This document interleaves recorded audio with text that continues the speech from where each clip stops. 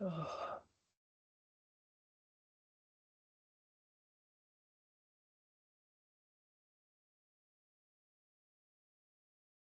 Okay, so yeah, this will be our second presentation, which will be on hardware and platform security. Again, I am joined today by myself, Michael, Lexi, Raymond, and Alabi, and we are group number 6.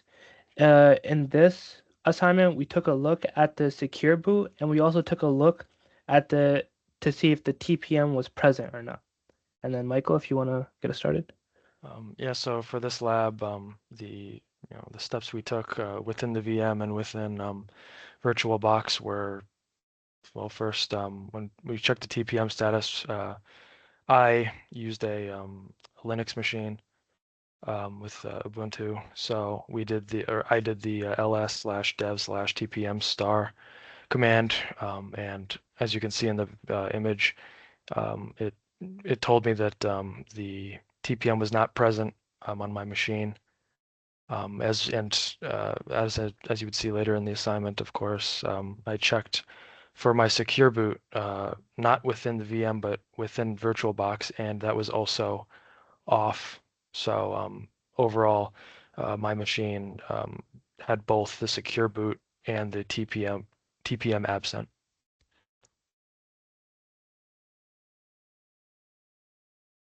All right, Lexi. Now on to hardware trust. It's pretty much the essential to foundations of cybersecurity. It allows your machine to rely on hardware to ensure only trusted software runs. And so the chain of trust, the first step of the chain of trust is the root of trust. It's like the only component in a system that's inherently trusted. It's like a tiny physical chip or a piece of code that's embedded into hardware and it cannot be changed. And basically, the root of trust is like the first step that verifies the first piece of software. And then that software that was just verified continues to verify the next piece of software. And it continues to do that until the operating system is loaded.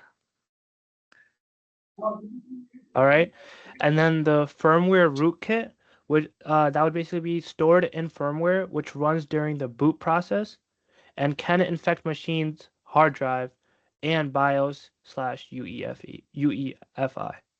And then Raymond.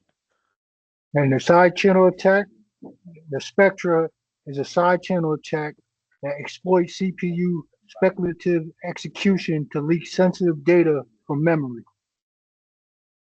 All right. And that'll be wrapping up our second assignment. Thank you everyone for your time. And yep.